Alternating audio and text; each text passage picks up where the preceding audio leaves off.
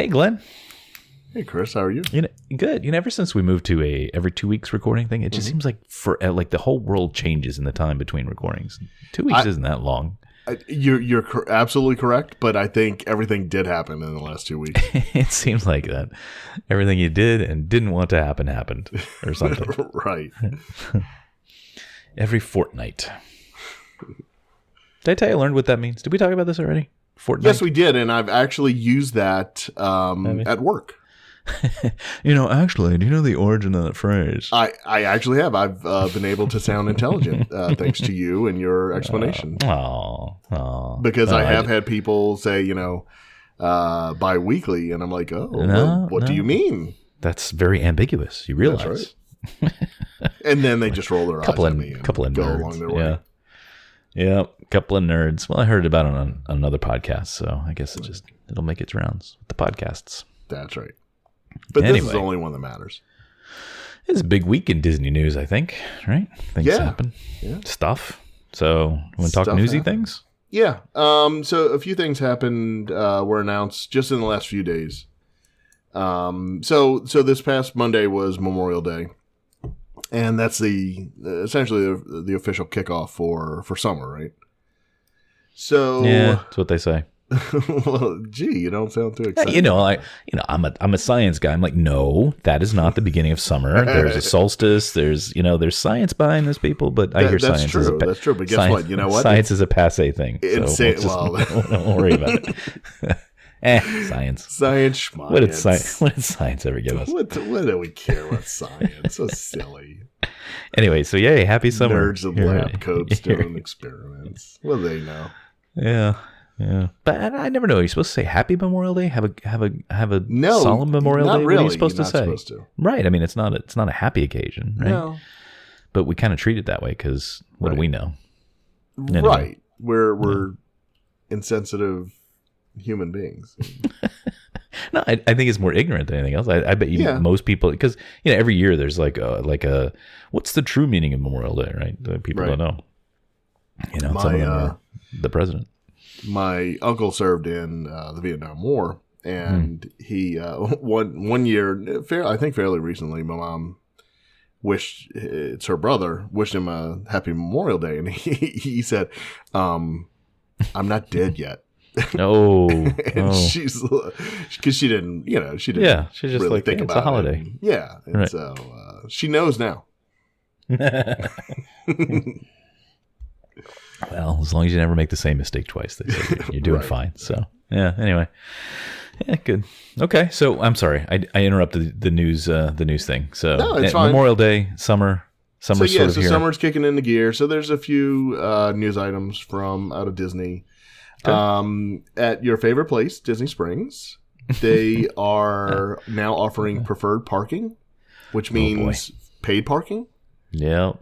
So, the parking lot by Cirque du Soleil? Yep. They have valet parking over there, or at least they did while construction was going on. Right. And I think this is they still offer valet parking, but this is self parking. But man, I could go on. I could go on like a 10-minute rant about valet parking, but I won't. But just to summarize it. And I don't know if it's like this everywhere. It seems like Orlando has become awash with valet parking. Really? And it's like this self-perpetuate. Are you being sarcastic? No, I don't live in Orlando, so I didn't realize. No. It's like every restaurant, every place has valet parking. Everyone, and it's almost like every time there's how do I say this? You need valet parking because it's too hard to park because they've sectioned off all the parking lots for the valet parking. Do you see what I'm saying? It's like a big circle. Do you see what I'm saying there? So, right. like if they didn't have the valet parking, you wouldn't need the valet parking. Exactly. So I don't understand it. But anyway, okay.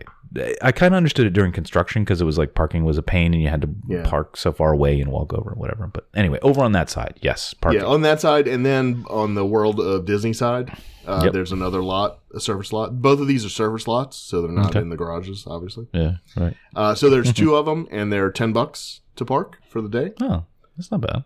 I think it's depending. Why would you on park where there you though go.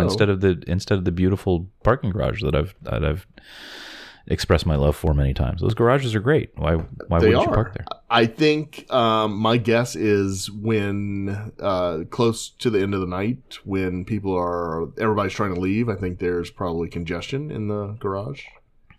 Oh, really? I've only parked there twice, and the first time I experienced some congestion. Yeah, so I'm assuming that's why they're trying to. So, like, what time of day? Like, you're talking like after dinner time? This was, like after. I mean, the first time I parked there, it was just like midday. Like, it wasn't even. And you had trouble getting out of the lot? Really? Yeah, there was a way to get out. Wow, I've never had that. Yeah. So I think it just we could have hit it when a movie let out at AMC or something. Okay. So anyway. I love that theater. Have we talked about Fork and Screen before on the show? Yes, I believe we have. Okay. I just keep repeating myself. Anyway, I like that theater. So it's $10. Once again, something that they're charging for. So would you do that? So since you've been bit by the line of... No. Yeah, okay. That's not that bad, though. I mean, it's not to jump ahead, but, I went to the... $22 at the theme parks? I think it's even more than that now, isn't it? It could be. Well, and not to jump ahead, but I noticed they raised the price of preferred parking at Epcot. Did they really? It was $35, right? Okay. It's $40 now. $40. Wow.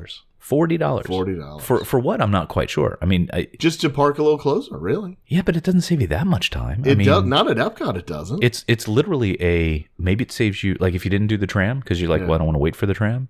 It would save you 3 minutes. Yeah, at most.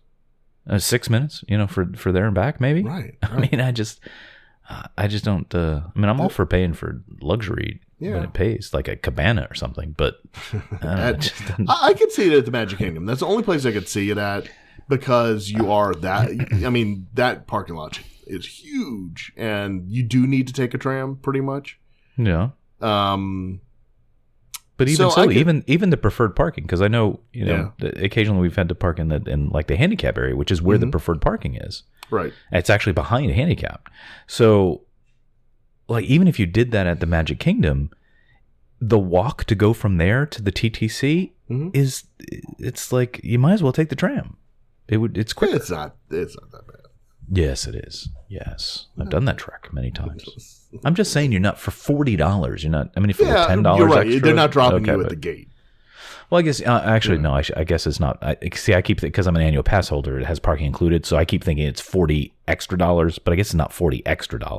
It's whatever. So it's $25 regular price to park. So you're paying an extra $15, I guess. Right? Yeah. Is that how it works? Yeah, I guess if you look at it that way, and annual pass holders do get a discount, but they don't display it on the thing. So that's crazy. I know it was a long time ago, but when I first started going to Disney, parking was $5. Well, yeah, I mean, yeah, but if you did the calculation in inflation, that would only be like maybe $10 or $12 now. It's not. Well, it's the same thing with the tickets. I mean, you can do a quick search, and there's a gazillion people have done it. For the ticket prices, I mean, it's just gone. It's a straight line up. Like Disney. It's like Disney just wants to make all the money. It's so crazy. Wow, weird. And what's even more weird is that the parks are completely packed all the time too. So it's not like it's deterring people. So okay. Anyway, preferred paid parking. Preferred paid parking. Okay. Also, Disney Springs. It was announced that Wolfgang Puck is going. They're actually going to build a new Wolfgang Puck Bar and Grill. Really? That's going to be closer to the new Coke store. It's going to be a freestanding restaurant. Yeah, so it's near closer to the other restaurant stuff, I guess. Right? Yeah, it is. The nightlife-y kind of things, I guess. Yeah, and then what's going but they're going to keep a restaurant in the old Wolfgang Puck's, and it's called. Oh, I'm going to mess this up because I don't speak. But come on, say it slowly. Jaleo, I guess. Jaleo. J-Lo? No, well, no, not exactly. Jaleo. Jaleo. Jaleo. There you go. You look at you. Look at you. Look at me making up words. Man of the world. You just got to put the right inflection on it. It makes it. Oh yeah, everybody knows it. Jaleo. Jaleo. There you go. So that's going to go into where Wolfgang Puck is now on the west side. Okay. So. Oh, that's a chain. I believe so. Yeah. Okay. It looks like they have some in DC and Vegas. And okay. I like Wolfgang Puck's. Have you ever been there? Did you ever eat there? Yes. We ate there once, quite a long time ago, but probably around the year 2001, somewhere like that. Well, that used to be our go-to place, like long ago. Then it kind of went downhill a little bit, but yeah, I don't know why, but we really liked that place for a period of time. Cool. Well, I'm trying to figure out what jaleo is. Oh. So you keep going. I'm just doing some research here. Okay. And then the last news bit I have is suddenly, this was kind of a surprise.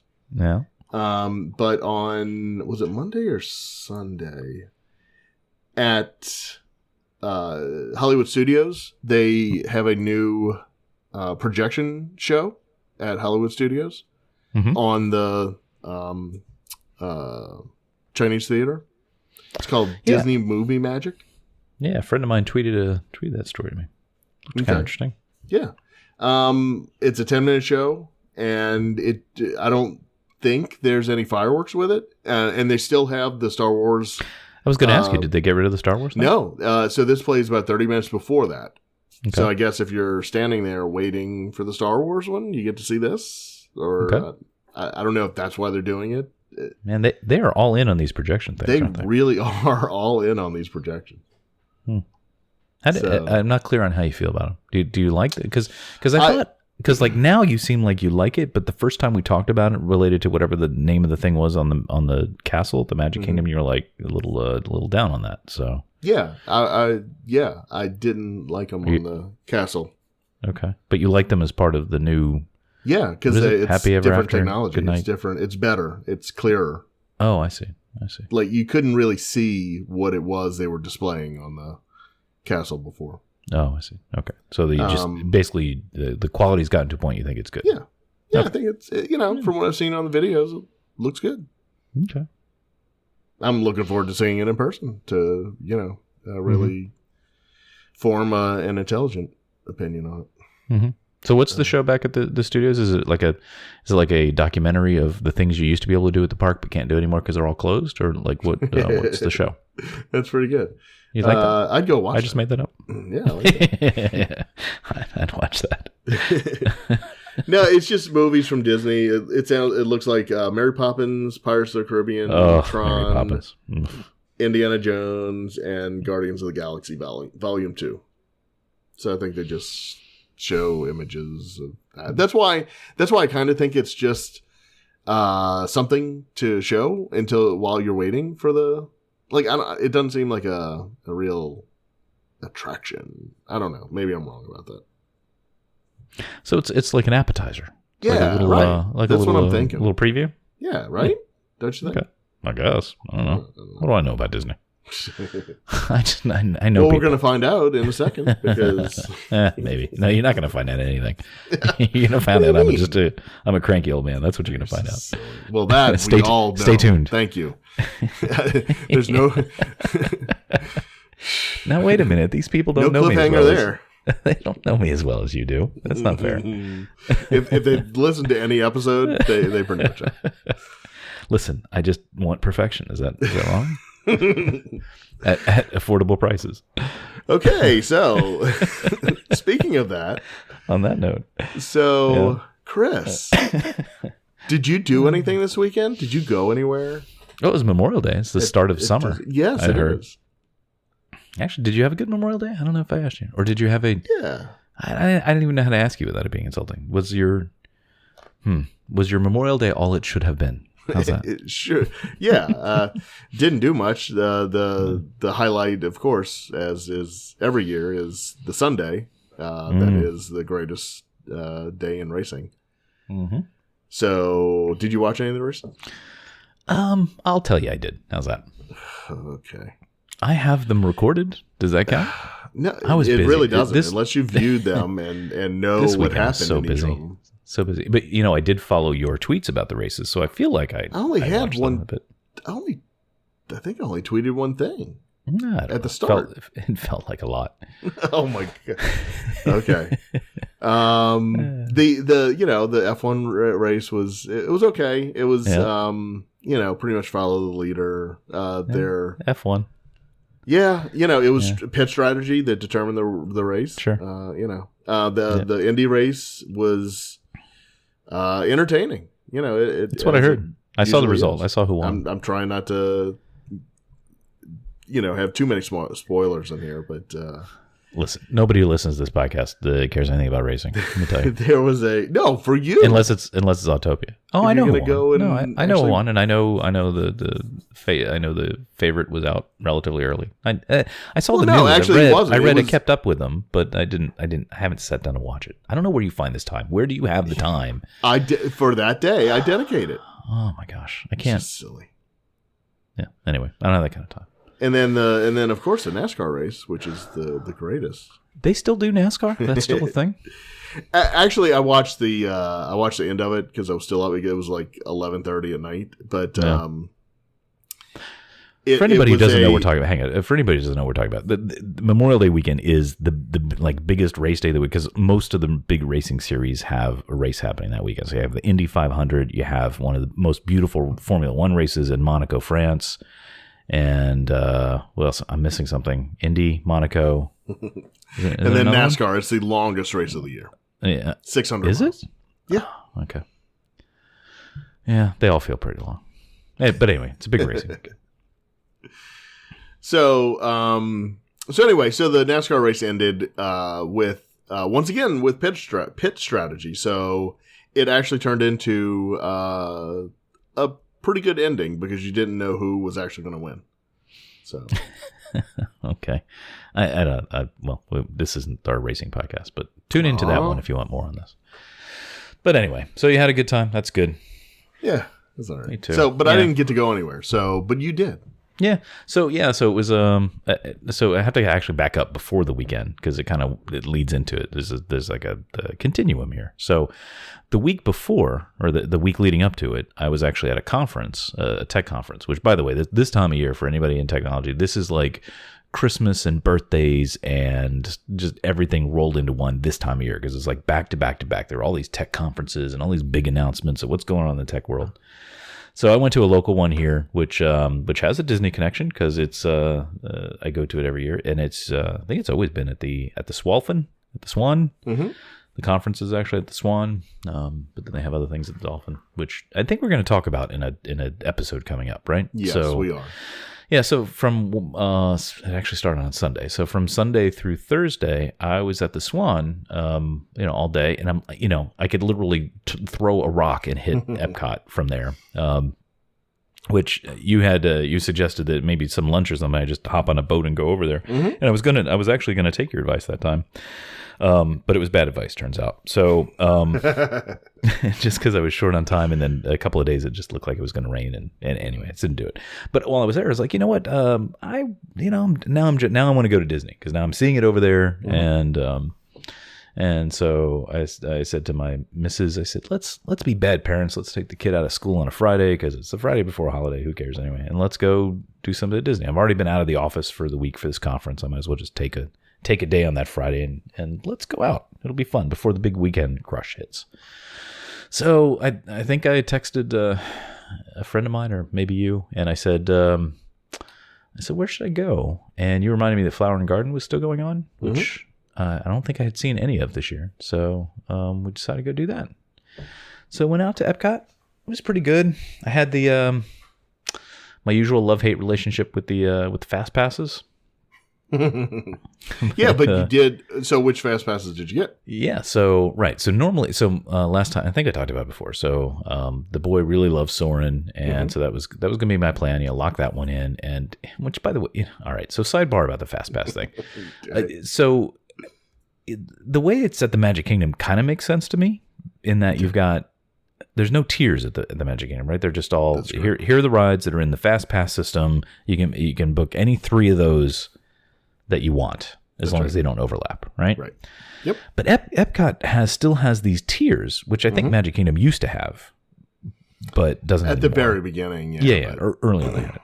So that basically you can pick one of the e-ticket rides, if you look at it that way, and then I don't know, is it 1, 2, 3, whatever of the remaining ones? Yeah. But the problem is at Epcot, you don't need Fast Pass for any that are in the other tier. You know, it's like, right. What do I need a Fast Pass for to get on Journey into Imagination? I unless there's a mob, I really don't think, you know, like that's just, I don't need a Fast Pass for that. You know, Nemo, I don't need a Fast Pass for, like, whatever. So, but at least, you know, book the one so that we have it. So I was going to do Sora, you know, I looked through and I'm like, wow, okay. So Frozen, what is the official name of the Frozen ride? It's, I don't know. We've Destroyed Norway. Is that something like Frozen? That. Frozen. Anyway. I honestly, I don't know. Frozen ever? No. Anyway, people right now are like, these guys do a Disney podcast? Like, anyway. So, yeah, Frozen is never exists. And this is part of my love-hate. Frozen Ever After. Yeah, hey, I got it right. So, that almost never exists because you people like you that come down here and stay in Disney Resort, you get to book this expletive thing months ahead of time. Yep.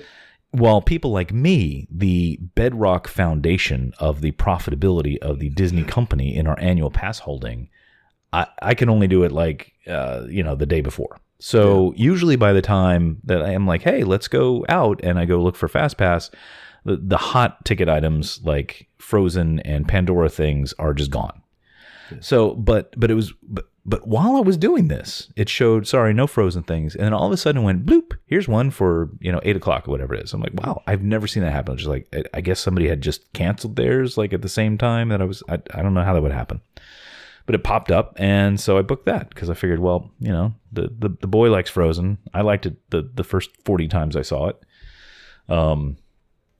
So that was the plan. We're going to do that, and going to have dinner there, and this was going to be a big night. We're going to keep the kids out late. Usually they're in bed by 8:30, but we're going to stay out there. We're going to watch. My son had never seen Illuminations, so we're going to stay out for that, and so that was the plan. So we went out there.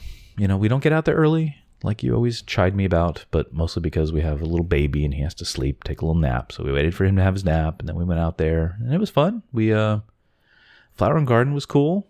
Not that we did that much. I was a little disappointed that they closed the. Did you know they closed the festival center, formerly known as the Wonders of Life? Which we should talk about sometime. Why could they not keep Wonders of Life going? Was it? I mean, there was some cool stuff in there. Cranium Command and Story of Me and. Hey, I'm with you. I think it's ridiculous. I don't know why they couldn't keep that thing going. But anyway, so they just use that as like flex space now, right? So that was like the home of Flower and Garden. Mm-hmm. But it closed at 5 o'clock. Future World's open till 7. World Showcase is open till 9, I guess. And that thing closed at 5. Like, why not at least leave it open till 7 like Future World is? But I don't know. The plants need to rest, I guess. I don't know. Yes. And I wanted to go in there because, I thought I did, because I was in line for Spaceship Earth, and this guy was wearing a Flower and Garden shirt that I thought was a really neat design. I'm like, oh, hey, I want to get that. And then I saw it said 2016, so it was last year anyway. But I thought, does that ever happen to you? Like, that's happened to me before. I see, but I'm like, oh, that's cool. I want to get that shirt. But it's like from previous years or something. No, not really. Which, side note on my side note, I used to have like a really, I used to be against shirts with dates on it because, like if you, how do I put this? If it's 2017 now, right? And if I'm wearing a shirt that says 2015 on it, you're like, really? You're still wearing that? Like, I hope you washing it or like, I don't know, it just feels like, but what's cool is if you have it long enough, like if I were to go out there with a shirt, not that it would still fit me, but if I went there with a shirt now that's at like 1992, people would be like, wow, look at that. Like, you know what I mean? It's got to move from just old to vintage, right. I guess. Right. So, but anyway, that's my short little side thing on dates. Anyway, so, couldn't do the Flower and Garden thing. So I don't know if there was anything cool there this year, but if there was, I missed out on it. And, we went on Universe of Energy, which my son also has never been on because I don't think we had it in the rundown, but I saw some news article this week that I guess plans have been filed for expansion to that. Mm-hmm. Did you see that? Yes, they have been. But what's in the plans is behind the building. They want to basically fill in some canals. And so it's just prep work for back there. Nothing touching the building yet. Oh, really? I took it to mean that it was like it was gonna be like new to make a new ride structure and like no. Yeah, no. So that's what the prep work would be behind it. So that they could. Okay. Well, it seems like something's coming that they're gonna overhaul that, and frankly, they really need to. Yeah. It's funny though because what I find most amusing of it is like it's so old that Ellen DeGeneres' career peaked and then crashed and then peaked again in the time that she's been in that ride, right? So yeah, she's cool again. She's cool again, right? It's been around. It's got like the T-shirt thing. Like if it's old enough, it goes into vintage. Honestly, Bill Nye too. Yeah, actually, you're right, Bill Nye as well. So and so we're in the waiting area, and it is a little sad. Part of the problem I think with that ride is that it was built for such volume, ride capacity, that now it just seems kind of sad because I don't know what the number is for how many people that thing could do for a full ride. It's got to be hundreds, I guess. Oh yeah, but do some research while I talk. So, but there was probably maybe 100 people there to go ride it, so it just feels kind of like empty and whatever. And it used to be packed in the center of that part where you watch the movie in the beginning, and like if you were lucky, you might get a bench around the outside. Mm-hmm. But there were so few people there, everybody waiting for the ride got a seat on the bench. Like you get a bench and you get a bench, everybody got a bench. And we're watching the movie, and these people sitting next to us, and they weren't even that old. They were, I don't know how old they were. They're younger than us, and they're like, wow, they look so young. Like you see these videos. It's been so long that Ellen DeGeneres and Bill Nye have been up there. It's like really, really old. Anyway, so I still like the ride, but it's a little disrepair. You know that scene where she's fighting the big dinosaur snake thing? Yes. Yeah, it's gone. Did you know that? Yeah, she's not there. Yeah. Yes, I noticed that last time we rode it, which has to be at least 2 years ago because we haven't been there. Yeah, why? So, and it really kind of breaks the story because she just, without that, she just sort of disappears. And even my son, he's 5. He's like, well, where's Ellen? And well, I don't know. I guess she's running around with dinosaurs somewhere. Yeah. So it's a maximum of 500 guests per show. Yeah. Okay. All right. And there's 3 shows at a time, so it's 1,500 guests. That ride does not need that capacity. Right. You know what they should have done? They should have built the Frozen ride into that, and then they'd be able to do that. Well, yeah, it's just heartbreaking. What? Which part? Universe of Energy? Yeah, Universe of Energy. Like, I wish they would. I mean, especially now, as we're embarking on a new, right? There's such new technology and everything else, and if they would just redo it and have feature, what's here now, what's coming, what we're thinking of, the benefits of conservation of, just everything, and it has the potential to be a game changer, Right. And it's one of the few things left at Epcot that still has that original sort of mission behind it, which is to educate and entertain at the same time. And I could see it even in my son. I'm sorry to keep talking about it, but a lot of my reason for going to Disney these days is to see his enjoyment of it and see things through his eyes and kind of help him introduce things to him and stuff. But even he had questions after we wrote it that, like, if it was just a ride, like on the ride about Nemo, he never asked me anything about the sea or anything. But after this ride, he'd ask me things about energy and the Big Bang, and he's 5, but they made his little brain think of things to try to understand the world more. And I just we've talked about it so much, but I wish Epcot still had that mission behind it because that was just so unique. Yeah. But I'm a nerd, so. Well, I mean, you mentioned, and now you're going to get me on a rant, but you mentioned the seas.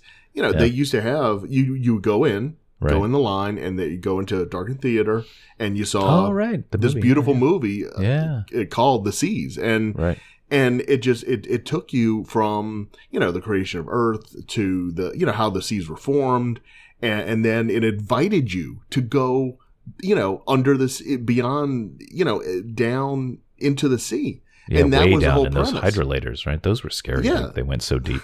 I know, it was crazy. But then you'd get off these, you know, the hydrolators, and then go on the you know, it was 10 feet of ride, but it put you, you know, in this environment. You see all the marine life, and there's so many little exhibits, just educating, and it's not there anymore.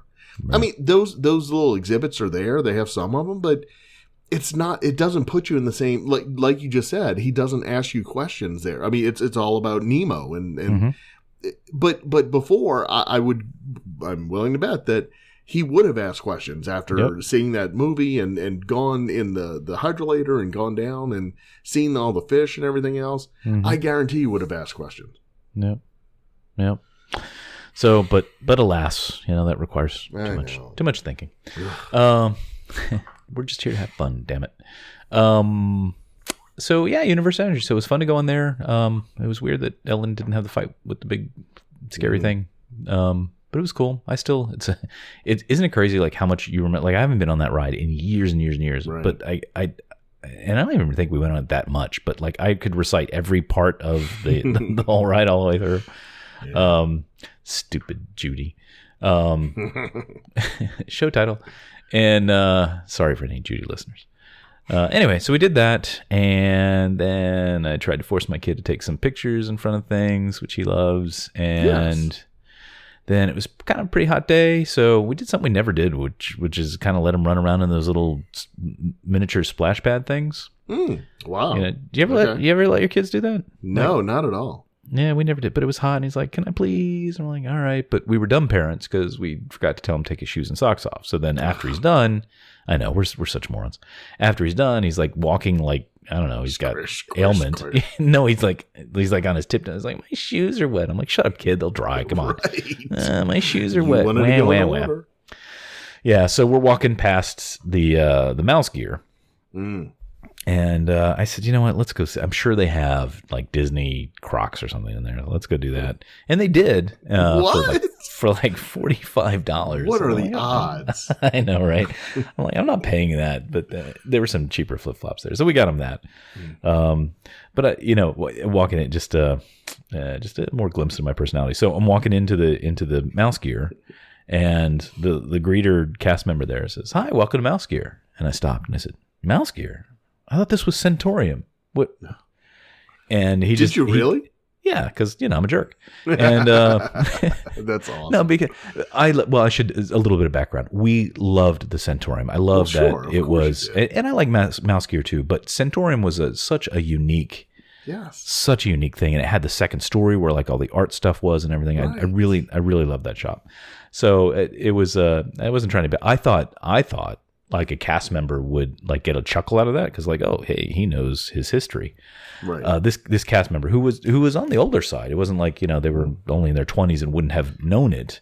He was on the older side, but he clearly didn't get my reference. He just no, sir, this is Mouse Gear. I'm like, oh, okay, thank you.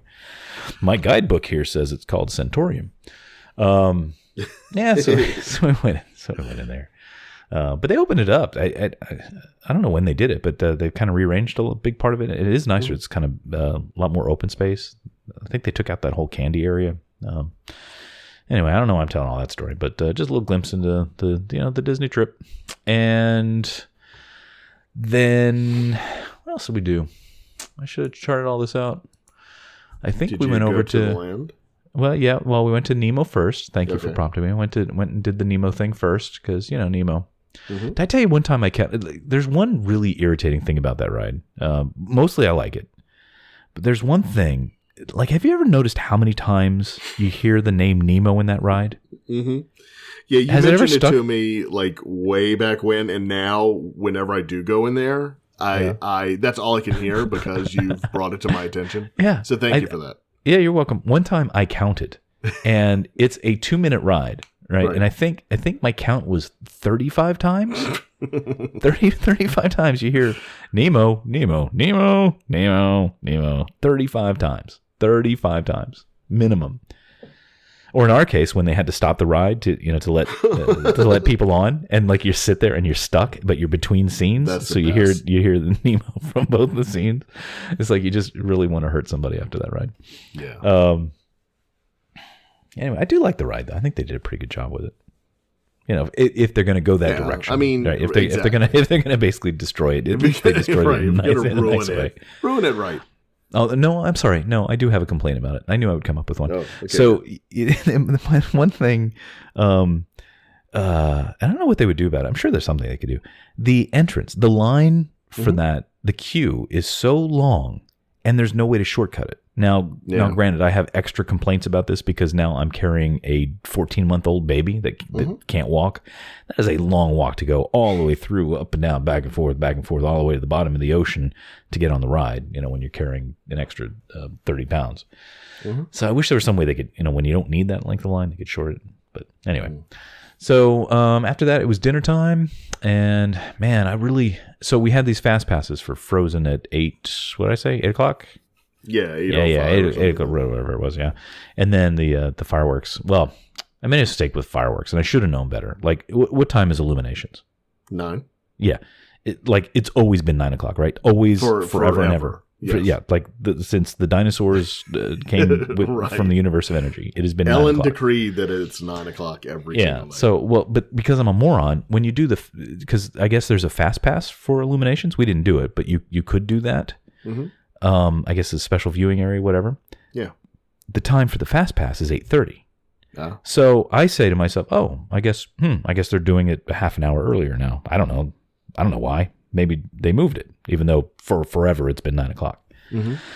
So I'm like, you know, I'm like a crazy person. So anyway, I'll get back to the land in a second, but you know, we had dinner at the land. No, I'll talk about it. So we had dinner at the land, which was really kind of disappointing. I thought they had better food there, which kind of in my head, I always think of it as like better.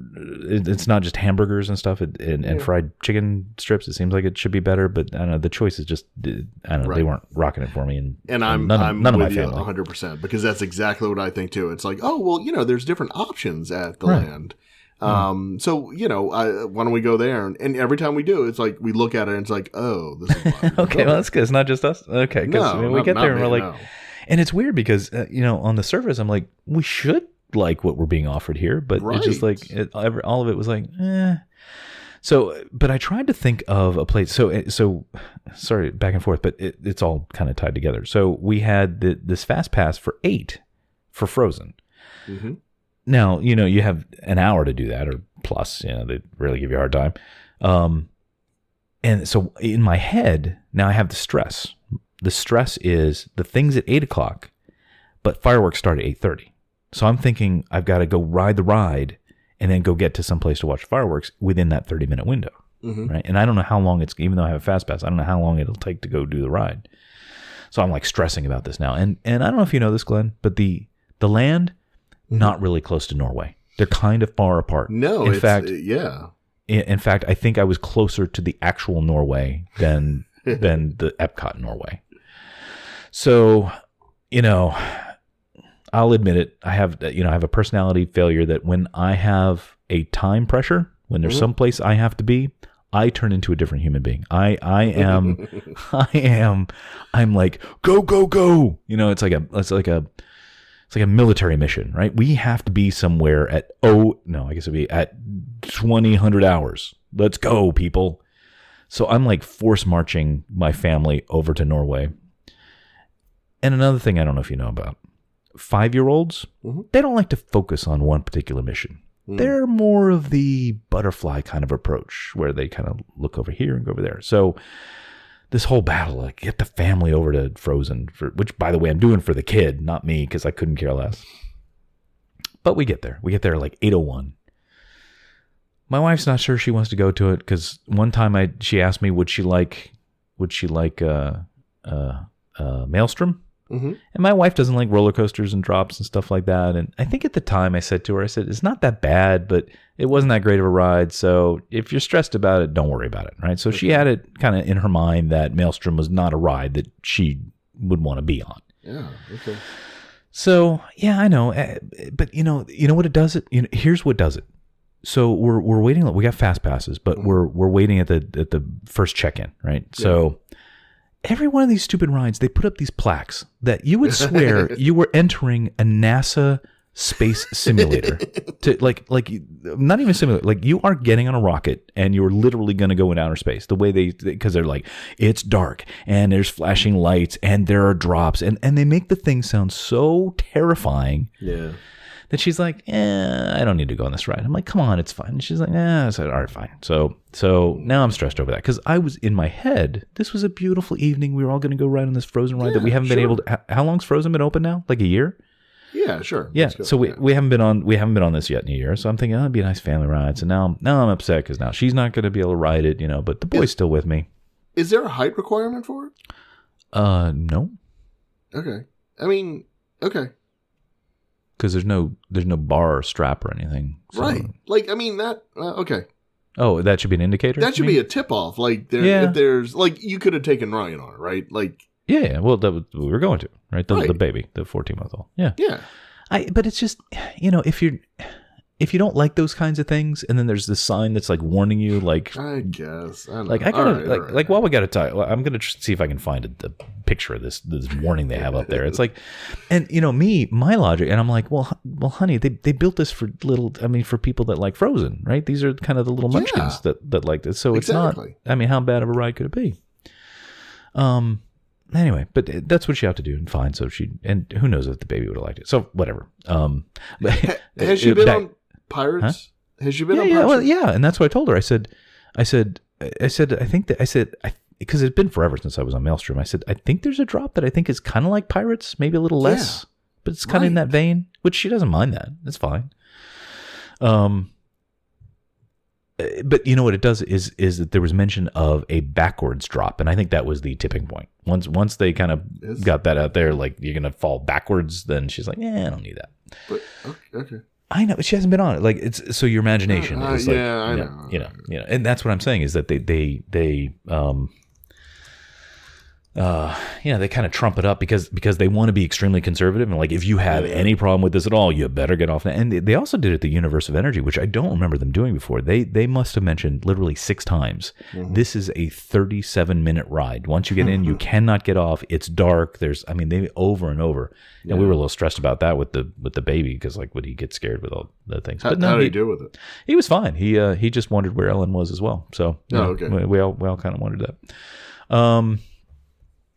Anyway, so it was me and the boy, me and the 5-year-old, and it is. Have you been on? I don't remember. Have you been on the Frozen ride? No. Oh, that's right. No, July's going to be our first time. Okay, well, I don't think I'll ruin anything. We've seen the videos of it. Yeah, well, there's a certain vibe in the queue. Like, I don't know, because it is so like people are still camped out. That's what it is. The regular queue, because it's still. What was it when we were there? Maybe an 80-minute wait. I think it was posted. Wow. There are still people like they're camped out there. So it was weird. It was weird for me to see like Norway, which was like empty all the time, always. But they redid the inside. And here's the problem with Fast Pass is, and I'm going to kind of complain about both ends. So on the one end, if you wait in line, you're waiting there for forever. But the positive side is they got a pretty neat queue. Like you're in this town, and I guess it's Arendelle, whatever.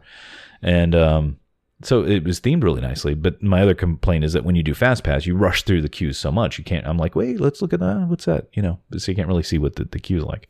Yeah. But anyway, so we go through the thing and we get in the boat and it's like it's neat. How do I explain this? You're gonna have to edit that out. Okay, Glenn. It's So it's I really like what they did with it.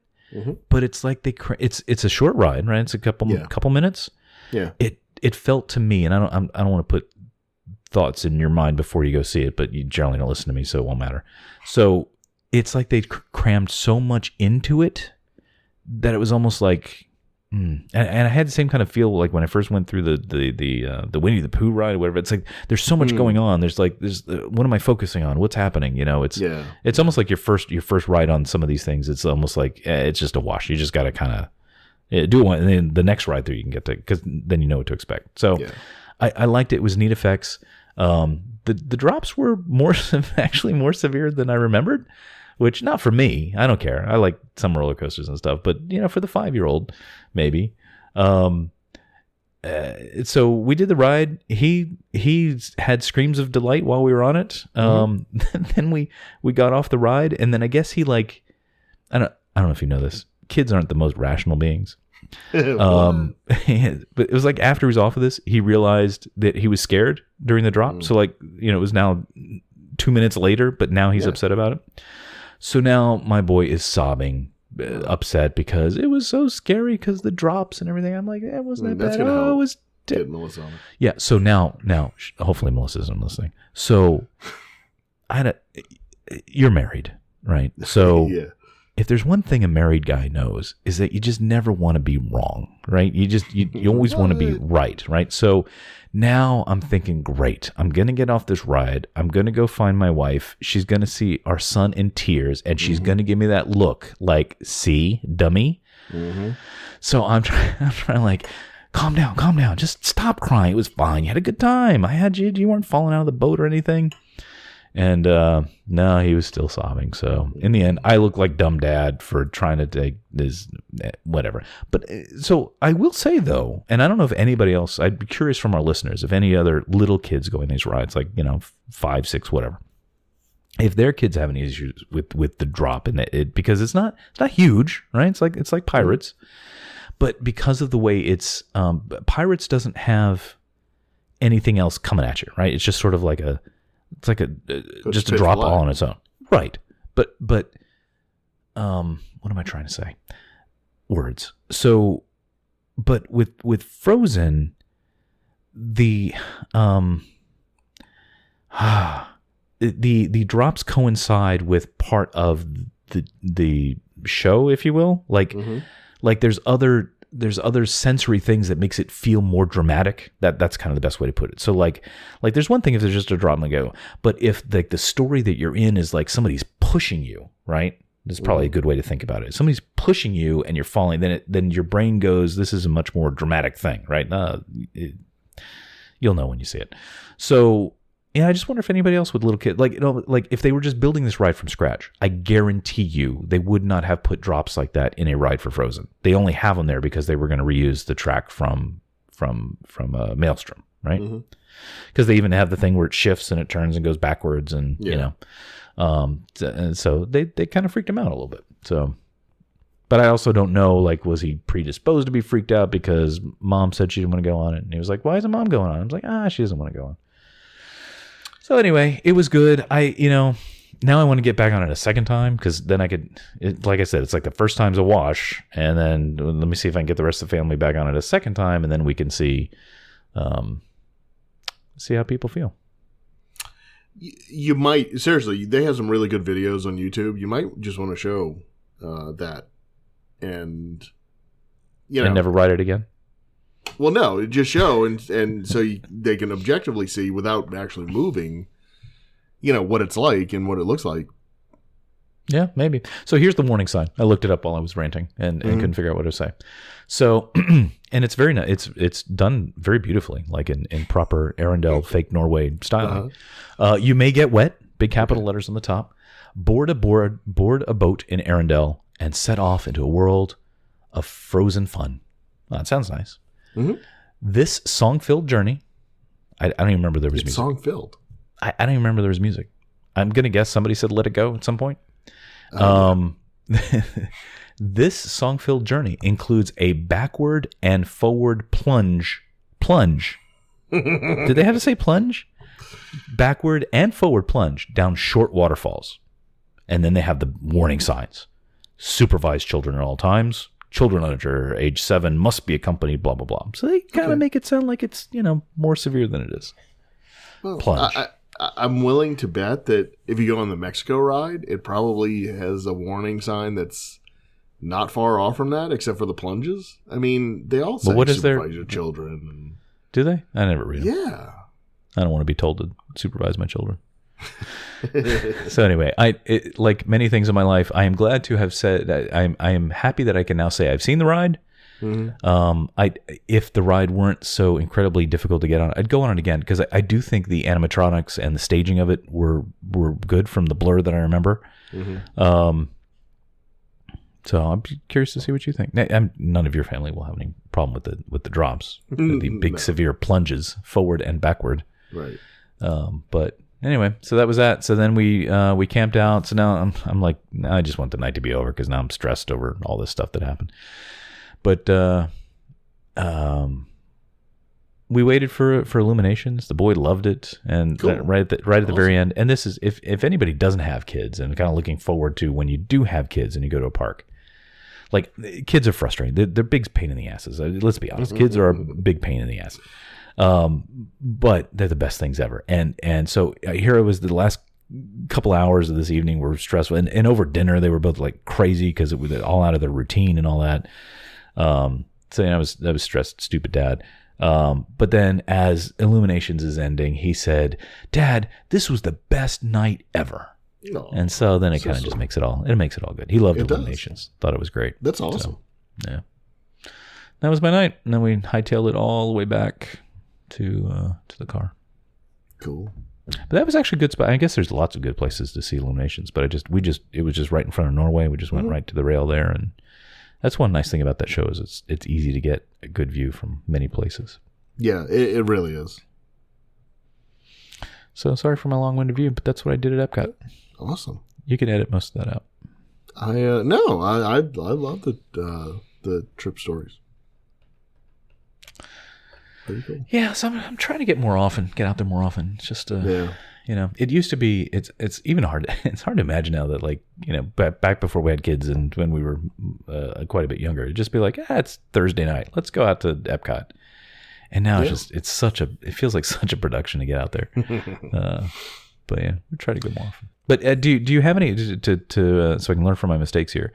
Part of what made this challenging at the end was the distance between the land and Norway. Yeah. And like where else is there to eat? Obviously, there's lots of nice restaurants around World Showcase. But I mean, if you weren't going to do like a sit down restaurant, like where I know you and your wife used to eat at the Chinese counter service place a lot. Like where else is a good place to like just sit down, quick dinner with the family if you're going to do something out there? Yeah, I mean, you see at night, the fast food place outside by Mexico. Yeah. It's fast food during lunch, but at night it turns into a full service restaurant. Oh, really? So, the Cantina? Cantina? Is that what that's called? Yeah. And we usually eat there for lunch. I've never eaten there while it's full service, but that's a nice place. But it wouldn't have helped you. That's what I was trying to think. You say it wouldn't have helped because it was full service that time of day? Yeah. Okay. And I don't know how quickly it fills up or not, because I mean, they built it out there so that you could have seating and, it's pretty much a lot of glass walls so you can see out for Illuminations. So, I see. Okay. They did that with the Moroccan restaurant as well, the new Moroccan restaurant. There's a new Moroccan restaurant? Spice Road Table, I think it's called. Okay. Because there was always, like, they redid the restaurant or they added a new restaurant? They added it. Huh. I didn't know that. Okay. Yep. I haven't been out to that side of World Showcase in quite a long time. Yeah. So, no, I mean, I can't think of really any place other than, and that's not what you're really looking for, but for the Flower and Garden Festival, they do have some food kiosks. Yeah, they had a couple. Yeah, I saw them. You could have done that, I guess. But honestly, there's not. I mean, the Odyssey used to be a fast food quick service restaurant. And that's I love that place. And it's in a perfect location, right? Because it's right at the intersection of Future World and World Showcase. Yep. But other than I don't even know the name of it in the Interventions, Not Communicore anymore.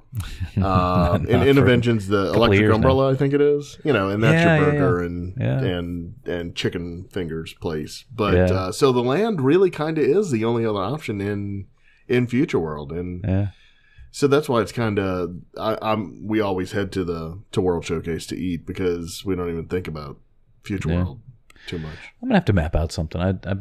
Because like I said, I always have it in my head that the land is a good option, but it really isn't. Yeah. Just a little side note. You mentioned the electric umbrella. I got such a soft spot in my heart for that place because, and you personally will probably appreciate this. So back in 2000, I flew down here to interview at the Orlando Sentinel, and so in the afternoon, after I had the interview in the morning, I said, you know what? I'm going to go out. And I think we had annual passes because we were still coming down like twice a year. I said, I'm going to take advantage of this. I'm going to go to Epcot by myself, which is a little weird, right? I think you've done that once or twice. Yeah. Yeah. So, it's a little weird to be by yourself. But anyway, so I went out there and part of my time out at Epcot is I sat and I had dinner at the Electric Umbrella and just sat out there and watched the people mill around. So.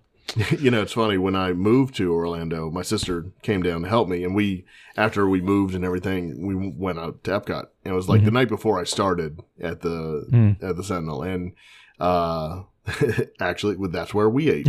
See, it's a thing. And we ate outside, under the awnings or umbrellas, whatever they have, and the electric umbrellas. Yeah, and just sat there and just kind of took it in and. Was like, man, what am I doing? Which is a great place because you have the fountain there, and Yeah. Oh, that's one thing I didn't mention that we actually stopped to watch the fountain do its thing, which we don't usually do, but which is kind of fun. We don't usually do that, so it was neat. I thought it was a longer show though. It was only like a couple of minutes. I thought it was like I don't know why I thought it was like a longer, more elaborate thing, but it was nice. Cool. Yeah. So I thought I had something else with Epcot, but I think that covers it.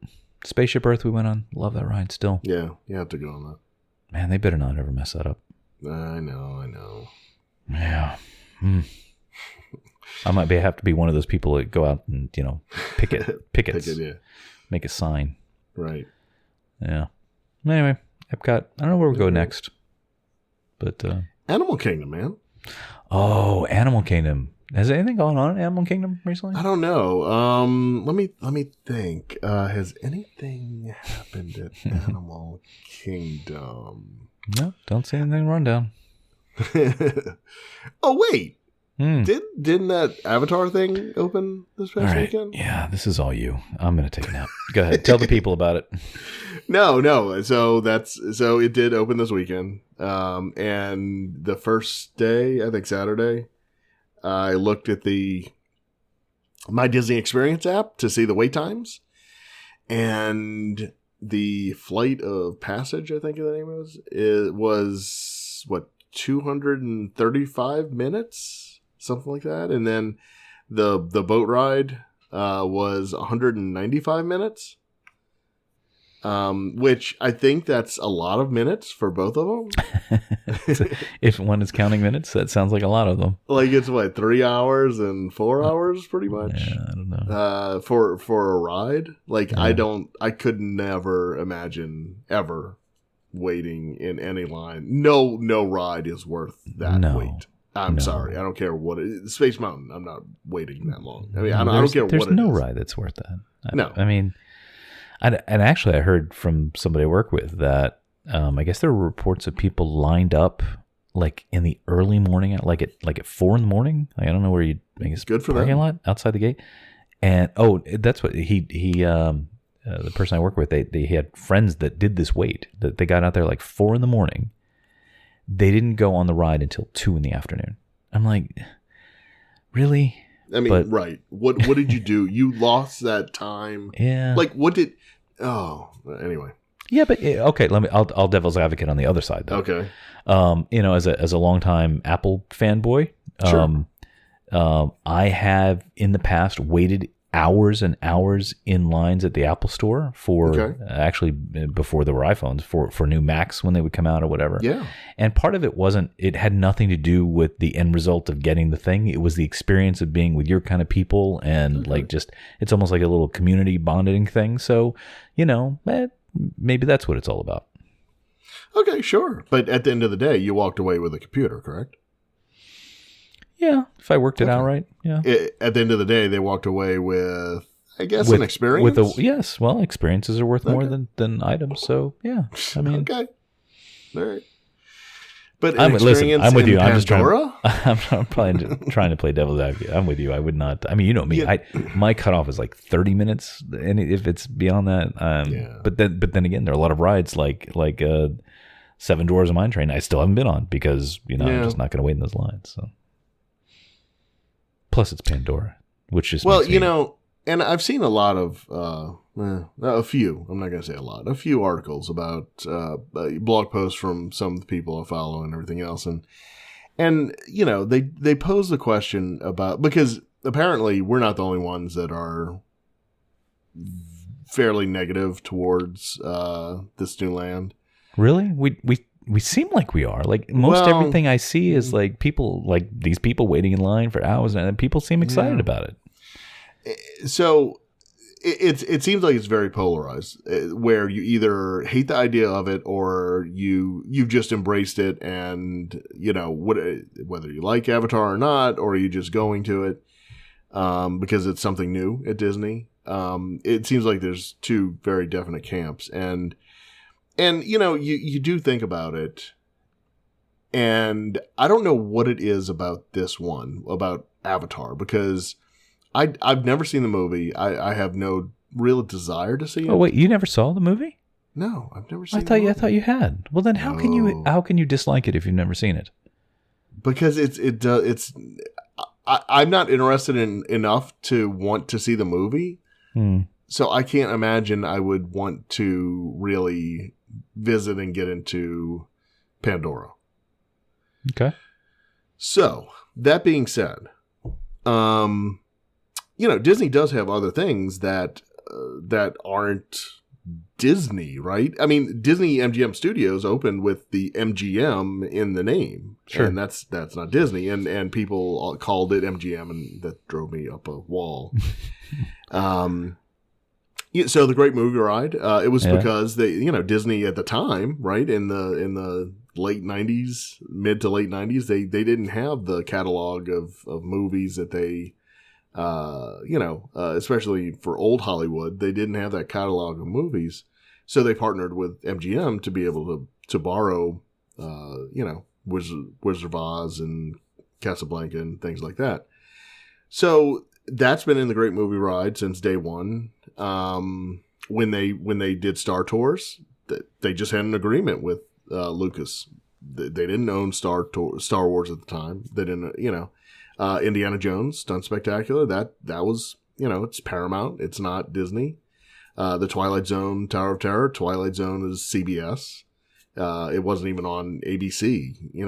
So sprinkled throughout, especially Disney MGM or Hollywood Studios now, there's always been, other properties other than Disney. And so, quite honestly, I've started asking myself, well, why I've accepted all that other stuff. Why do I have this negativity toward Pandora? And I don't know, man. I don't know if I should give in or and just pretend like it's just something new at Disney and just experience it, or should I sit down and watch Avatar, and will that help me or hurt me? Or no, that won't help.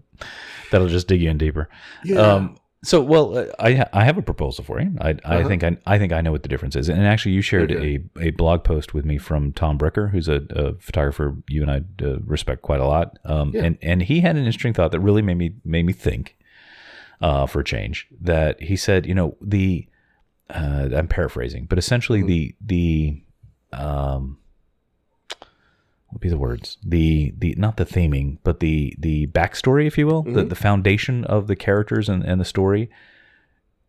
He didn't understand why that would prevent somebody from enjoying the thing. In other words, if Pandora is a good ride and it's a good attraction, what does it matter that it's based on Avatar? Right.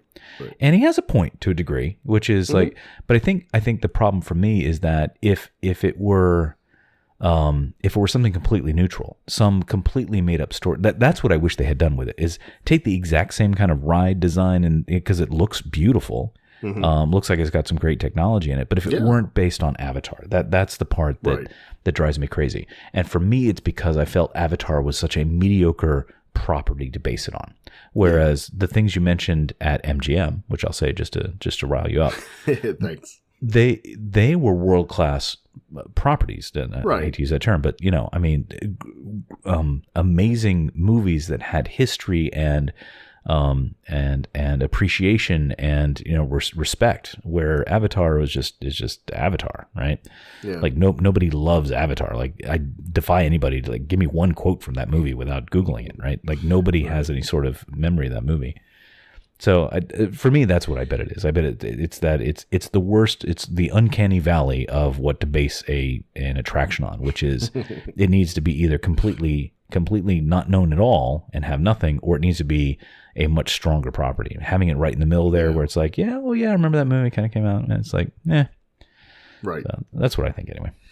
Yeah, and I think because since day one there was always planned a Beastly Kingdom part of Animal Kingdom, right? Like, why couldn't they have done that? Like, and basically, that is the final same thing. Yep. But just have slightly different made up, things and beings and animals and everything else. Like, why did they have to partner? Right.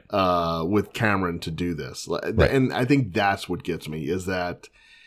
They did, from all indications and all the pictures and everything I've seen, it looks like they've done a wonderful job. But why did they need to make that tie-in to, like you said, a more mediocre movie, even though it was the number one highest grossing movie of all time for a period.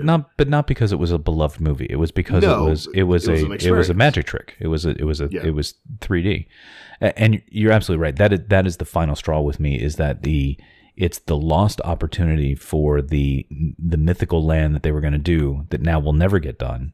Right. And for me, what that shows is a huge lack of confidence in their own ability to build something compelling that wasn't based on some existing backstory, property, whatever. Right. And obviously these plans were put in place before they owned Marvel, before they owned Star Wars, Lucasfilm.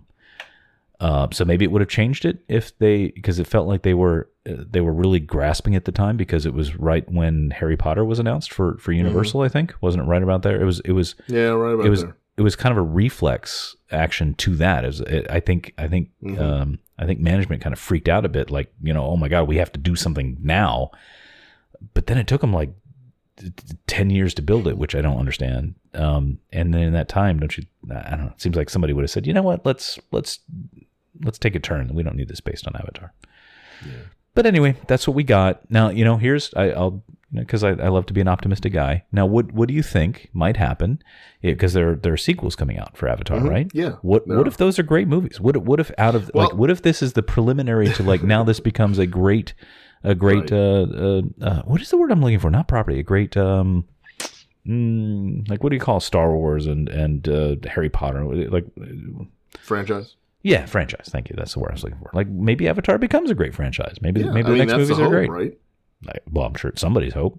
I couldn't care less, but I mean, could happen.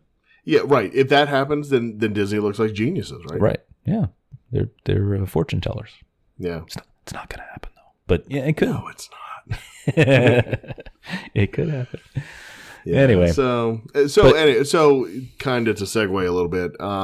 So I think I mentioned last time, it was coming up on my 60 days, so I can make my Fast Pass reservations. And I was debating on which one of these Pandora rides to get a Fast Pass for, because like Epcot and Hollywood Studios, they have tiers, and so.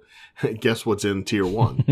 And you can only pick one. So out of the two rides, we went with the River Journey, which is the boat ride, not the Flight of Pandora or whatever it's called.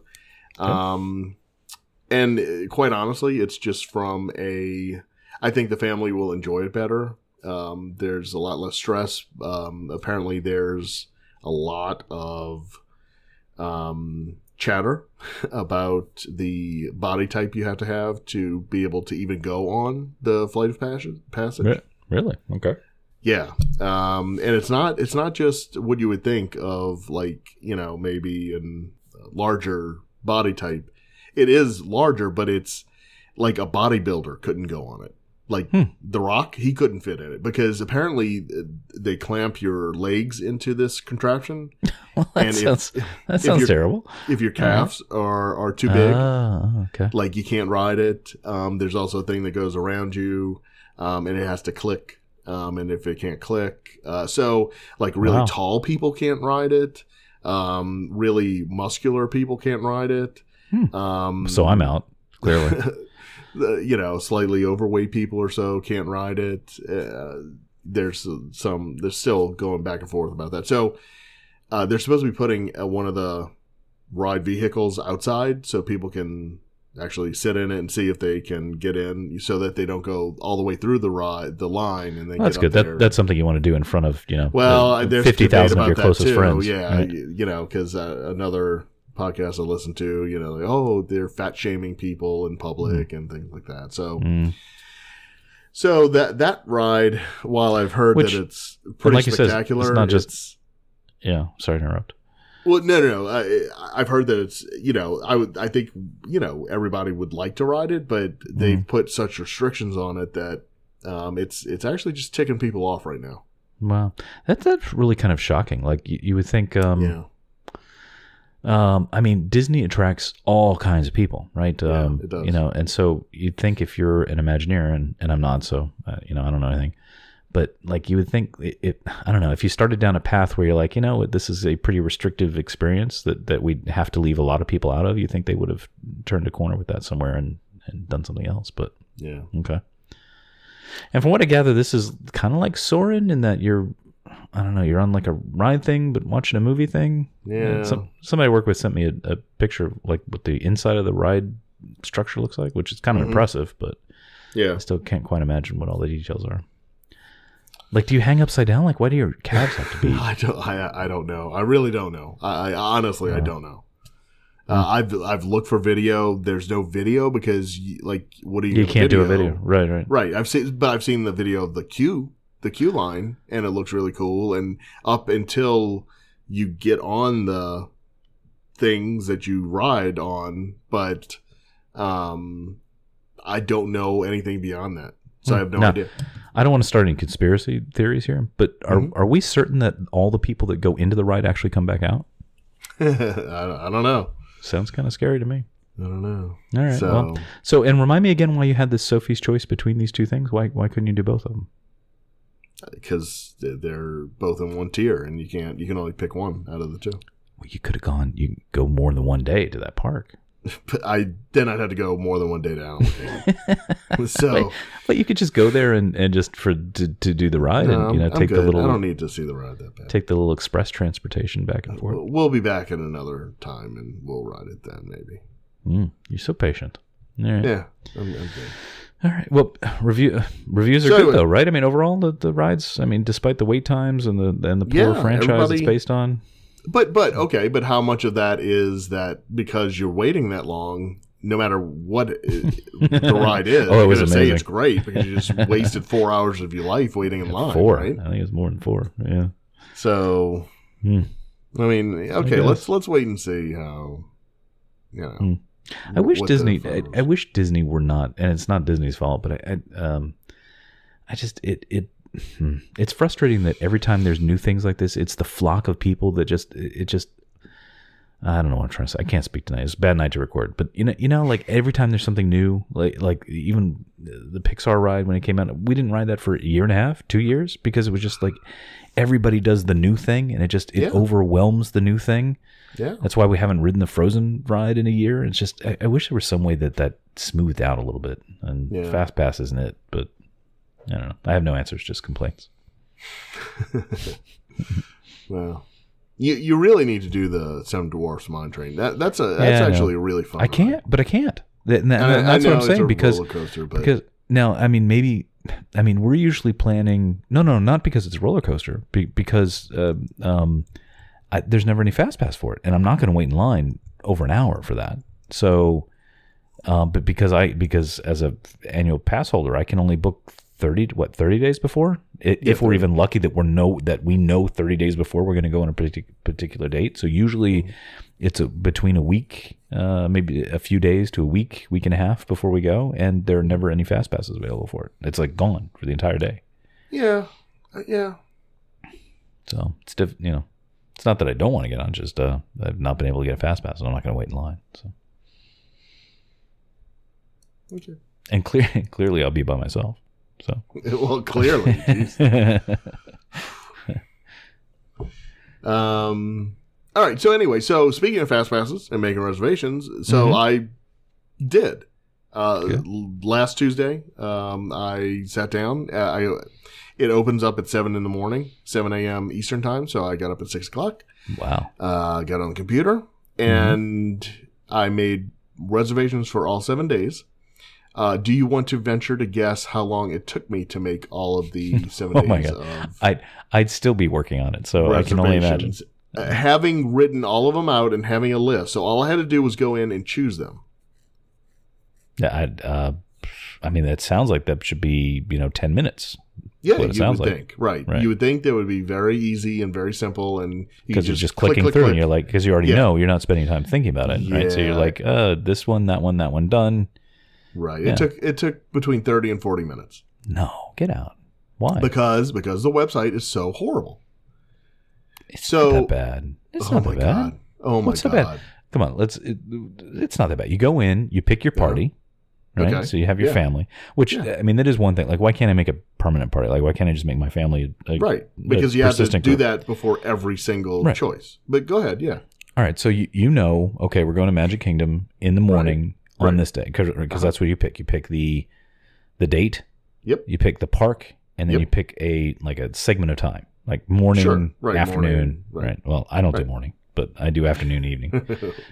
So, and then you do that, and then it shows you all the times, and then you click the times you want, and you're done. That's right. You're done for that one ride, and then do you want to add? You can have 3 fast passes. Right. Do you want to add another one? Yes. Well, of course I want to add another one. Right. So what party? What guests in your party? Oh, all of them. Oh, which day? Which park? Oh, this one. Here are the times. Oh, sorry, these overlap. You can't pick these. So, well, okay, time out. If you've already figured this out beforehand, why did you pick any that would overlap? Well, I said morning. Yeah. I want all of mine in the morning so I can use them up so that I can have more later in the day. So I said morning, so it should say, okay, I know he has a fast pass for this time. I'm not even going to bother showing him the times that he can't even pick.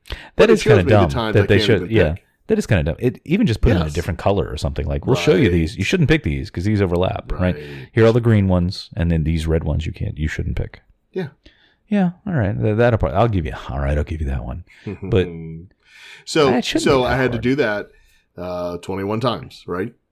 Okay. Oh, 7 days times 3. Okay. Yeah. So it took about a minute and a half to 2 minutes for each one. I'm still confused on why you would have problems with the times overlapping though, because you've already mapped out your day, right? So so I didn't have a problem with it. The website had a problem with it. But why would it slow you down? Because okay, well, I've booked one for 10 a.m. So I can't book another one till 11 a.m.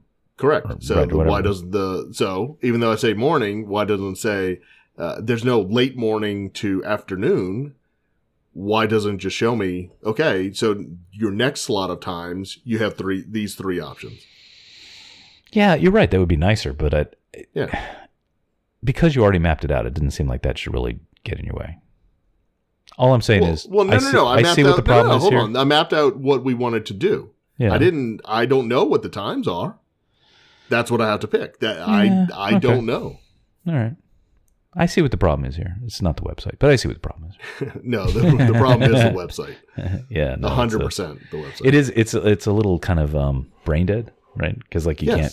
Let me just for the entire. Because let me create the family group for the whole time, right? Exactly that. And instead of giving me all of these options, just give me a grid. Let me pick what I want. Okay. as soon as I pick Peter Pan for Yeah, you're right. 9 o'clock, why wouldn't they do that? and then it grays out, goes down and grays out everything that I can't select then. And then it said, okay, so now I'm looking at 10 o'clock. I can see, now Seven Dwarfs Mine Train, I can pick that. Okay, so let me pick that. And then everything grays out until 11 o'clock. And then, okay, here are my options. Yeah. So, I mean, why can't I do that? I don't know. That sounds like really fancy, like artificial intelligence kind of thing. That probably can't be done. But yeah, you're right, because it's a grid day. And I think the fast pass times all line up, right? Don't they all have the same sort of pretty like much on the hour, 20 after? Exactly, right. They kind of all have the same. So you could have that, right? Where you just had the rides and then down one side and then the times down the other, and then you could just pick it. Yeah, I don't know. I'm sure they did a lot of testing, and this was probably the best way to do it. I do have a question. Do you have more things you want to complain about, old man? Or no, go ahead. So I was thinking, I don't know what it was with my frustration with doing the Epcot things. So what do you think would happen if they got rid of the 3 ride limitation? Like, why not just have a little thought experiment here? Why not just have the rules be, here are all the rides, here are all the times. You just can't pick ones that overlap. Like, why restrict me to 3? I'm with you. Oh, okay. For the Magic Kingdom, yeah. I mean, why not why not anywhere? Why this? I just don't. Well, why? I mean, the Magic Kingdom has so many attractions; it could absorb that. Because so if you do, so you block out an hour for every fast pass you have. So if the park's open, let's just pretend, say 9 to 9, right? So you could do 12 attractions on fast pass. Okay. Right. That's not, basically you I guess you grab a popcorn or something, we're not talking about lunch or anything like that. Yeah. But why not? Let me pick my 12. I mean, don't let me, they can't overlap and I can't have more than one of the same ride, right? So I'm only going to ride Mine Train one time that day. So I can't just book 12 of Mine Train, right? Yeah, exactly. Seems even if you wanted to book 12 Mine Train, what the hell? No, well, because I can understand, because frees up space everywhere else. Yeah, but they're not. The space everywhere else is not equal because the flocking thing we talked about earlier is that you're limiting other people from being able to go on that ride that day. But if the rule was you can only go on once, what's the difference if I wait in line or if I fast pass it? Yeah, no, I'm with you. I think you're right. No, I think this. And this probably gets to the heart of my frustration with fast passes. It seems like it's the start down something that's really great. They just haven't figured out, like, I don't know. There's too many things that still seem like they don't work with it. But well, when they start charging for it, it'll work perfectly. Is that a thing? Is that happening? Oh, of course it's going to happen. Sure. Premium parking in the fast pass. Premium fast pass. No, well, it's the best we got now. Yeah. And you're still looking forward to your trip, right? I mean, you didn't say, you know what, screw this. No, now I'm even more cancel excited. all the plans. I put it all on my calendar and Outlook. Are you going to post it for our audience so that they can see where you're going to be? I have no problem with that. I have everything mapped out. It's awesome. I can't wait. We're under 60 days now, so man. That was always my favorite. That's one thing I miss out on being like a day tripper now. But I used to love planning out the week and like which park am I going to go to first, and which one has the magic hours, and do we want to go to that park with the magic hours because it will have more hours, but then it might be more crowded because everybody's going to go there, and just all that figuring out the whole thing, right? Yeah, so awesome. It is. It's a lot of fun. Looking forward to it. Which, by the way, that tech conference I went to, they actually, one of the explanations of is mostly about programming stuff. So one of the things they were showing about the sort of like computerized data analysis things was they used what's the name of that site that gives you like the ride wait times? Touringplans.com. Yeah, Touring Plans. So they I guess they have an API to their data. So they gave an example of like using Touring Plans to kind of figure out like which rides you should go on when. It was kind of cool.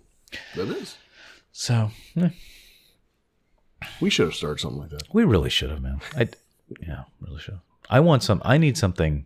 I shouldn't say because they might take my idea. But I need an intelligent agent that scouts ahead and like looks at the data on like fast pass availability and other data to say, hey, dummy, this Sunday at 3 p.m. might be a great time for you to go to Epcot because it looks like there's a lot of, open times or something. You know what I mean? That's what I need. Yeah, that would be cool. Yeah. Why don't you go make that? What else we got? Cool. Do you have people doing good things? You know what? I don't this time. Okay. A little background. There was some sad news this week about, a guy that was giving some people a hard time that were a different culture than his, and a couple people lost their lives over it. And so I wanted to try and find some organization that had to do with promoting tolerance and stuff, and I couldn't find anything specifically about that. So I'll just leave this kind of general open thing. If there's any way anybody can get involved with helping people become more tolerant of other people, then that's where I think some attention should go. So I had good intentions, but I didn't quite find what I was looking for. Pick of the week. So I don't know if you know anything about auto racing, and like racing games. Auto racing? I don't know if you get into those things. Yeah. But I was looking for games over the weekend, the good family games to play on the game console. Which, by the way, I still don't have a Nintendo Switch. I know. For that. Actually, a little side note, because this is all I've been doing. You can edit half this out, but my son found a video of a game called Mickey and the Something Castle. Okay. Do you know what I'm talking about? Mickey's Castle of Illusion. You ever heard about that game? I just to make this kind of Disney. Think I remember it. Yeah. So like originally it was like out in the 90s on Sega. Yeah. But it seems like somebody might have redone it and re-released it. Anyway, I'm trying to figure out where this game to play this game. So it looked kind of neat what I was seeing. It looked sort of like Sonic the Hedgehog, but with Mickey Mouse. But anyway. Do you remember there was a racing game for Disney World? Yeah. For the PlayStation? Yes. You and I played that one time, I think. Yeah, we may have. And so it was like Mario Kart, but at Disney World? Yeah, what was that called? You could make up anything. Nobody's going to fact check. I know. I have it still. Of course you do. I don't know. I forget. But we'll find it. Yeah. Look in the show notes. I'll put it in the show notes. All right. Disney World Quest Magical Racing Tour. Magical Racing Tour. That's what it was. Yeah. Yeah. Right. Did you look that up? Yeah, of course. Okay. There you go. I just know things. That's what's called. Yeah, that was fun. Yeah, we should do some retro gaming. Anywho, so I was looking around for some fun things with to play with the kid, and I found this game called Tabletop Racing. Okay. I actually played it once. Had it once on when I had an Xbox 360, but I had not seen it since. But I guess it was recently re-released for the Xbox One, and I just love this game so much because the idea is that these are little like Matchbox size or Hot Wheels, depending on which way you lean, size cars. So you're racing these little cars, and I guess it's kind of like Mario Kart, and I mean, it's not like, it's not a racing simulator, but it's just fun racing. But you're racing on little tabletops. So like there's like in a restaurant, you're racing, unless like the sushi restaurants are like on a table and there's forks in the way and, plates and things like that. So it's a lot of fun. And I thought of you specifically, going back to our earlier conversation. One of the tracks, that you race is on a yacht I'm blanking on the name. Where was the F1 race? In Monaco. Monaco, yeah. Right. So Monaco is like the rich people's haven, right? If you look out in the bay in Monaco, it's just filled yachts everywhere. So one of the little racetracks is on it's on one of the yachts, and you can see off in the distance it's Monaco. So it's just a fun little game, tabletop racing. It's a similar thing. Different cars you can buy that all look like different Matchbox things, Hot Wheels, whatever. And you can upgrade them and race them and play against each other and stuff. So that's my pick. Tabletop racing. It's fun. Very cool. I think I bought it for the 360. Yeah, because I think I mentioned it to you back when it was that, and they've kind of it's a little different than it was then. They actually lost one. They had one little neat thing that they don't have anymore for some dumb reason. In the older version, when you buy a car, it was actually in the packaging before you bought it, and then when you bought it, it would pop out of that packaging. They don't have the packaging anymore; they just have the little cars. But it's still fun, still worth it. And I think it wasn't that much money, $20 or something. But cool. Okay. All right. So my pick is It was released this week. I had it on pre-order, but it finally arrived just a couple days ago. It's the Sgt. Pepper's Lonely Hearts Club Band, the Super Deluxe Edition. Super Deluxe. That's its official name, right? Super Deluxe. That's the official name, man. Okay. So this thing comes. So from the pictures I've seen, I saw for the pre-order, like on the internet and stuff, they didn't really have high quality, huge pictures or anything. So I was imagining that it was going to be the size of like a CD, right? And they were going to package all this in a box and send it to me. Yeah, I got it, and it's the size of 33 and a third record, an actual album. There's no album inside, but there's 4 CDs, a Blu-ray disc, and a DVD. And they have that, and it's in a what the album cover looked like. Okay. You open it up and it's all in there, but the outside is the actual album cover, front and back.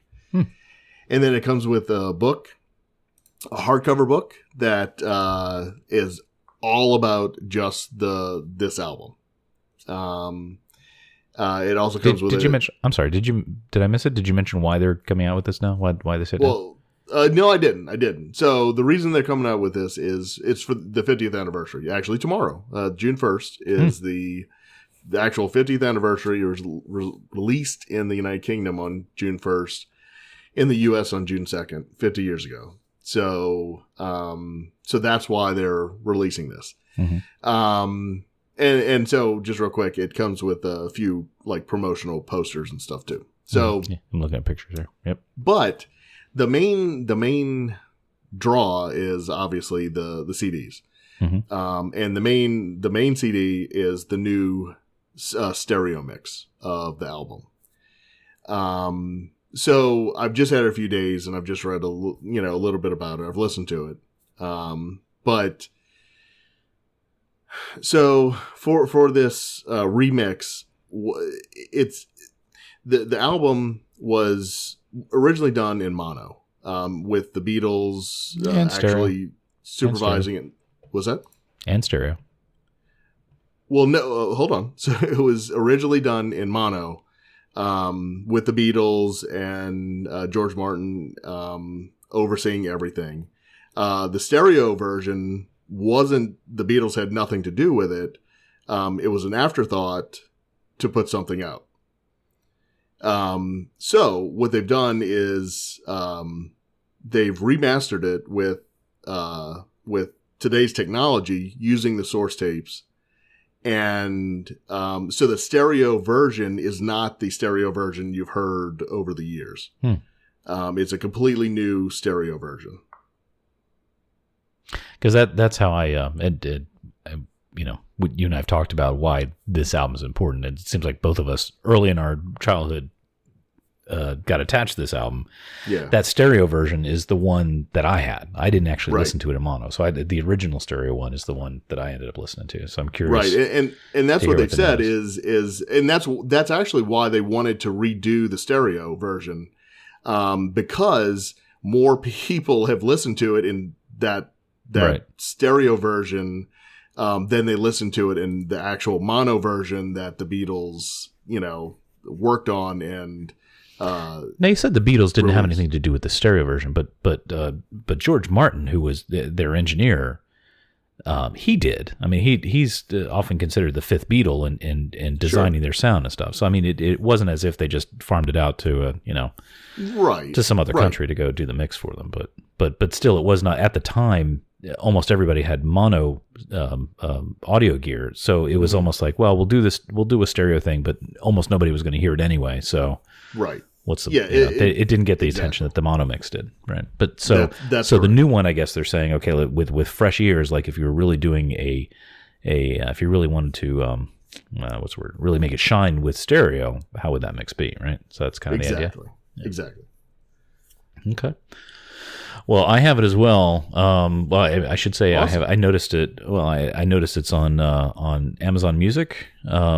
I don't think they have all the outtakes and extra stuff, but they have the couple of different mixes. So I need to go listen to it. Yeah. So two of the other CDs are the session recordings, just so you can get a flavor of what the progression of the songs, of how they recorded them and changed them and everything else. Which is my favorite stuff on box sets like this, because it's really hearing, especially something that's landmark like this recording, to hear how and I in my history I have been a musician for different things, so I love to hear that construction as they go through and figure out the songs before they become the kind of final pieces. So I can't wait to listen to those.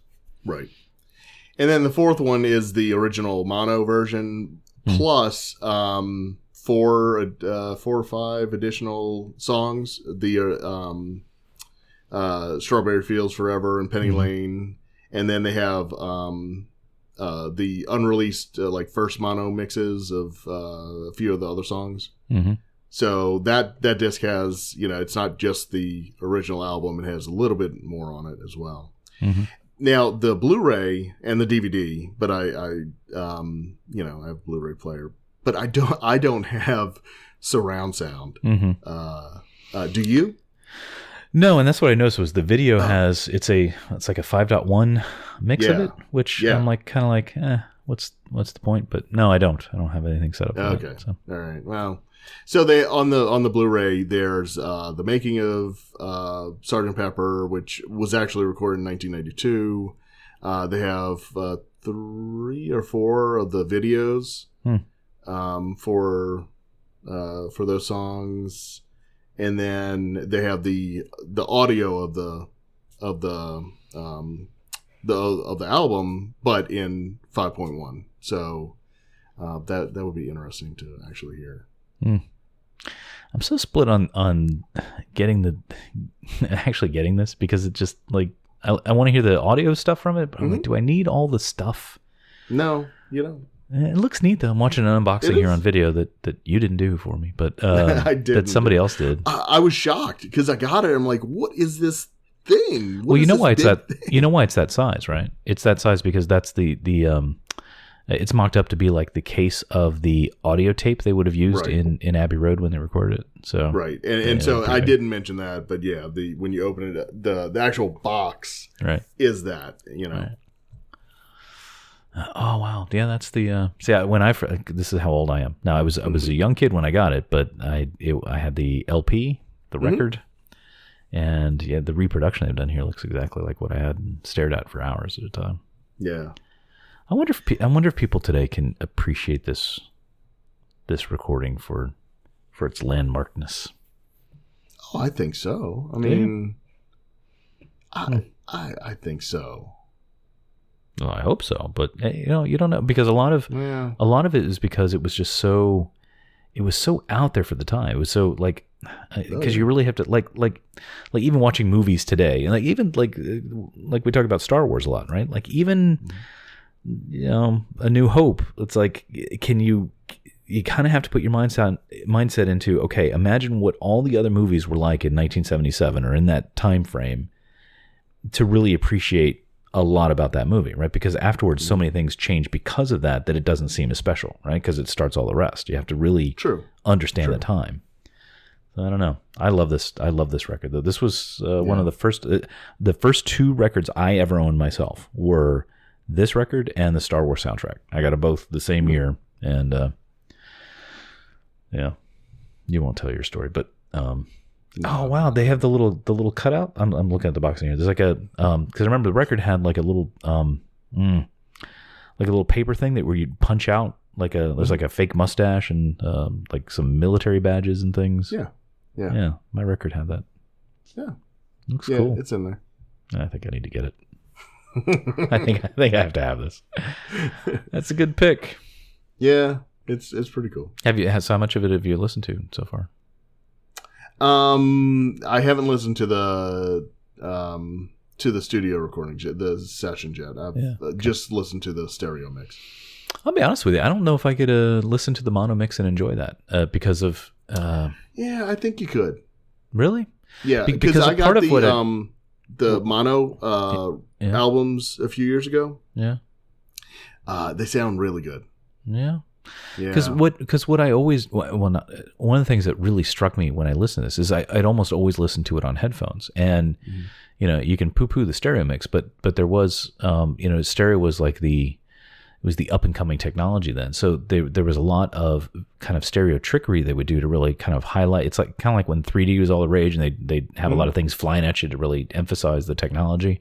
Yeah. So there's just so many neat things that they did in the stereo mix that I think I'd miss if I listened to the mono one. Yeah. I mean, God gave me 2 ears for a reason. Yeah. I prefer, once I got the mono mix a few years ago, like I actually prefer that until this version. But this stereo version is by far, like it's not even in the same league as the stereo version before. Like it's, I prefer the mono version over the stereo version, and I grew up with the stereo version. Oh, I thought you said you grew up with the mono version. No. I grew up with the stereo version. Oh, okay. Misunderstood. That's what I'm saying. A few years ago, when they released the mono albums, I listened to it, and it was actually, I couldn't believe it, because it was like, wow, this is so different. Like, it's mono, and I should realize it's mono and not like it is, enjoy it as much, but I actually enjoyed it better. You don't think some of that's psychological in knowing that this was the true it could mix? Yeah, sure. I'll go with that. Oh, okay. It could be. I'll try it. But now hearing this stereo version is like this is it, right? Yeah. This is the definitive version. And I think it was Giles Martin that worked on this, right? Yes. So George Martin was a huge part of setting the Beatles sound. He was their engineer through pretty much their entire career. Gosh, what was it? It's probably almost 10 years ago now. They did the I think we mentioned before on the show the Love Cirque du Soleil show. Yeah. And so George Martin was still alive then, but his hearing had started to go, so he involved his son Giles in to kind of be his ears. And together they made the mix of Love, which takes a whole bunch of different components from Beatles music and puts it together. And that is phenomenal. I've listened to that so many times. It's awesome. And so, George has since passed, but so I guess Giles has gone on to do this with the with the remaining Beatles blessing, right? Correct. Yeah. Cool. Can't wait to dive in a little deeper. Yeah.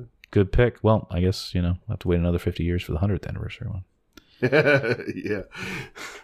Yeah, so we'll have holograms of them. Yeah. I'm a little sad they haven't done anything kind of equal for their other albums, because I love this one, but Rubber Soul is a very close second for me. That is probably my second favorite Beatles album. Either that or Abbey Road. I'm not quite sure, but I think I prefer Rubber Soul just because of its evolutionary. Because Rubber Soul is neat because it's kind of the missing link. It crosses over from the earlier sort of poppier things to then moving to more Sgt. Pepper sort of psychedelic things, and so it's neat to hear that sort of transition. But anyway, diving into this, cool. Yeah, the book looks neat too. Is the book good? Yeah, the book is neat. Yeah. All right, that's why I need more crap in my house. Sorry, man. All right, thanks for costing me. How much is this thing? The bargain price of $117 on Amazon. Whoa, $117. I thought it was more like $150. That is a bargain price. When I pre-ordered it, it was $150, but I actually got they reduced it to the pre-order guarantee. Oh, right. Pre-order price guarantee. So if it drops, that's what you pay on release date. And so it dropped from 147 to or 150, somewhere like that, to 117. Yeah. Well, Glenn, that's practically free. So I think it is, right? I mean, 4 CDs, a Blu-ray, and a DVD. It really is not a bad price. Honestly, if you plus a book, yeah. I mean, do you remember nice hardcover book? Go ahead. Yeah. I'm sorry. Nice hardcover book. Yeah. 4 so CDs, I mean, DVDs, if Blu-ray. you went into a store to buy all of those separately, you're probably looking around that price. Yeah. Do you remember in the 90s when CDs hit their stride and like there were box sets galore, like everything would come out with box sets? I love that era. Like I was really big into Clapton at the time, and he had a a good box set they came out with. But those were, I mean, even 20 years ago, those things would be like $80 or so, and you might get 4 or 6 CDs. So with inflation and everything, they're practically paying you to take this. So. Well, it's I will say this: it's at 117, like that's, and like I would be more willing to hit the buy it, button. Yeah. At 150, I really had to think about it. I still did it, but it was so psychological, right? Yeah. Yeah, I know, right? It's I only still $30, but yeah, still not very sensible. I did it, but right. Is the front of it like that 3D sort of? Yes, it is. It's I didn't say that. I didn't realize that until I was watching the video here. Oh, yeah. Okay. Rectilinear, is that what they call it? Yeah, sure. Whatever. I honestly don't know. I just made that up. Like that thing where you run your fingers across it and it's like yes, it's like yeah. Whatever. I'm sure there's a name for that. All right, cool. I think we spent more time on this pick than the show. It's good. I think so. Jeez. So if you don't like the Beatles, sorry. Suck it up. You're right. Oh, sorry.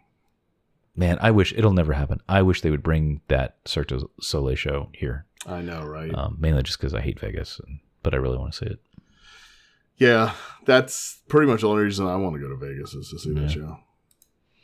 Man. That is a great CD too. It really is. All right. This week in Beatles history. Thank you for joining us on another episode of Terrific Recordings of Nothing. Follow Chris on Twitter and Instagram at CBGray, and Glenn on Twitter and Instagram at DizWiz. Follow the show on Twitter and Instagram at Tron_FM, and on Facebook at Terrific Recordings of Nothing. For all things related to the show, including show notes and links to connect with us, visit us at tron.fm.